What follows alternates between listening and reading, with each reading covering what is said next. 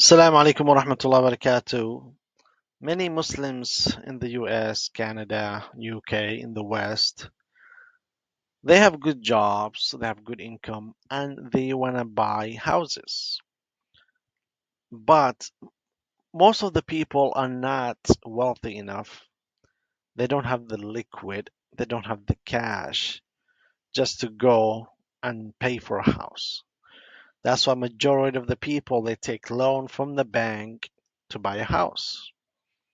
What they do is they find a house, then they go get a loan from the bank, and the bank approves the loan, and the bank pays for the house. Now the people who bought the house will pay the bank with interest. And then the bank holds the house as collateral.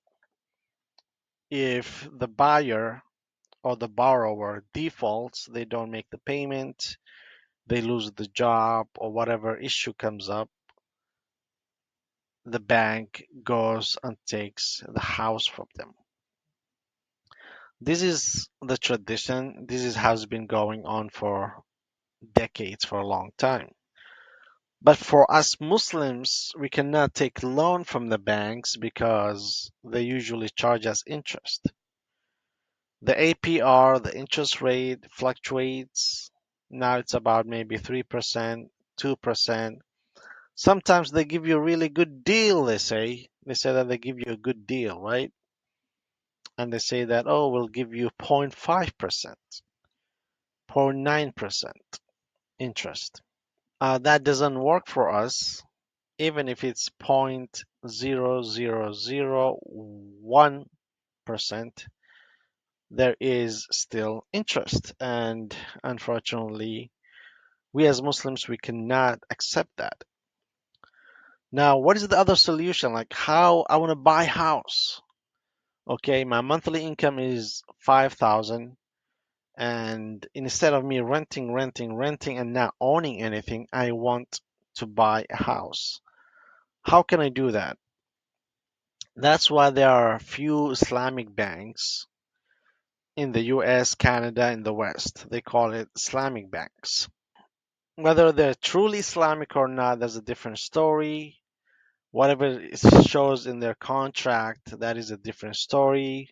They might tell you one thing, but in the contract, there might be something different. When you sign it, who knows what is in the contract? That's why it's very important for you to read the fine print of every single contract. Just don't sign it.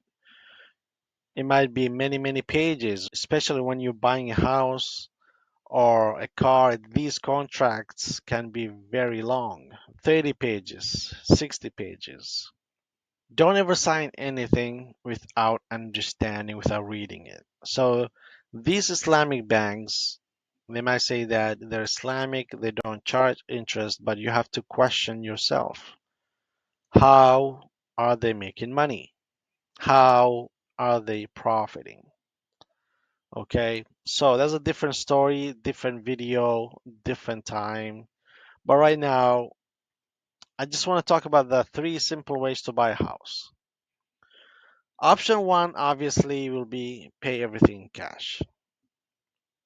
If you have the capital, if you can afford it, just go pay everything in cash and close the deal. Now there's a second option, which is rent to own. So even though this is rent to own, you really have to understand the terms because the mentality of people in the West is I need to make money. I need to make money. I need cash flow.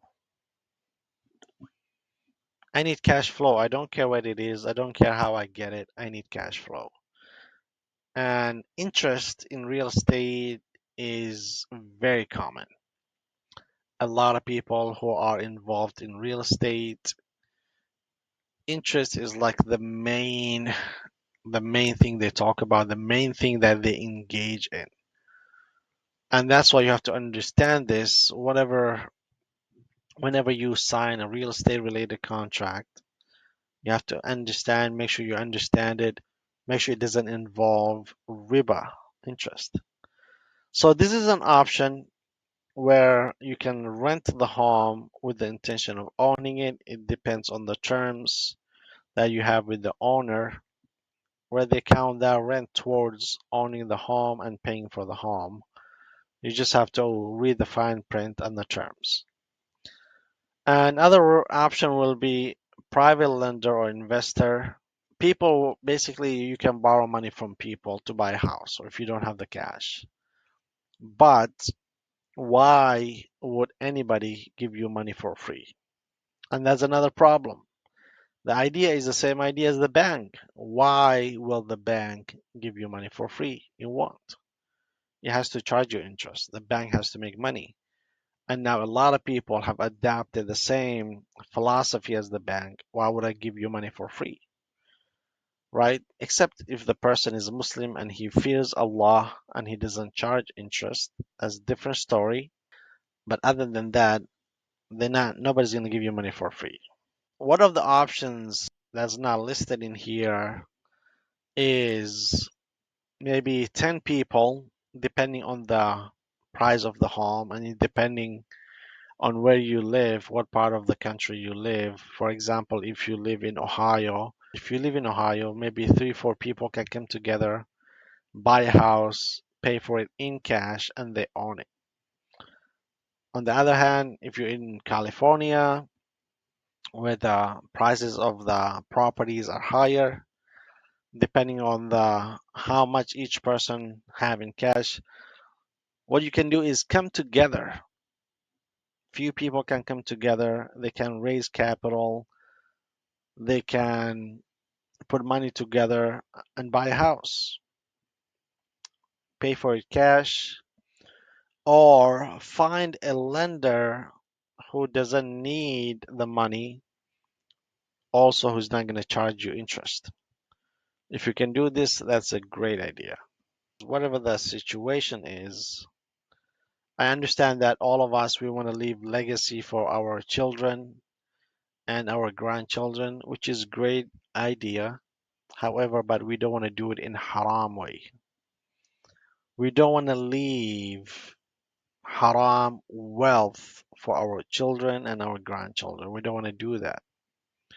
So everything we engage in, all our businesses, all the properties we own and everything has to be 100% halal.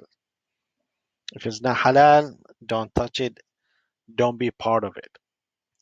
And a lot of people now, unfortunately, they go to the bank who doesn't care about you, by the way, because they're using your money and other people's money in your community to make money off your money.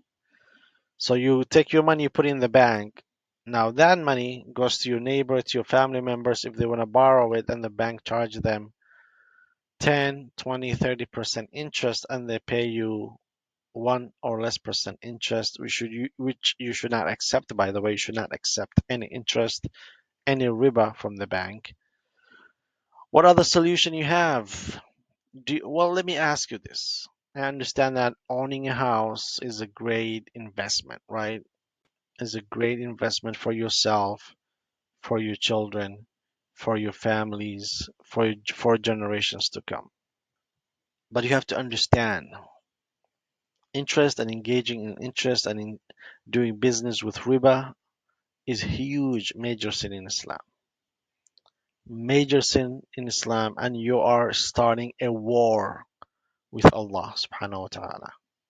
Question yourself, ask yourself, would you rather have a house, two houses, three houses in haram and start a war with Allah subhanahu wa ta'ala and die instead of haram, be punished, face Allah in haram because the beauty of this world will end one day, is not worth it. Trust me, it's not worth it. You'd rather live in a small house, in an apartment, in a studio, but everything is halal. Everything is halal and you're comfortable and you're happy and Allah is happy with you.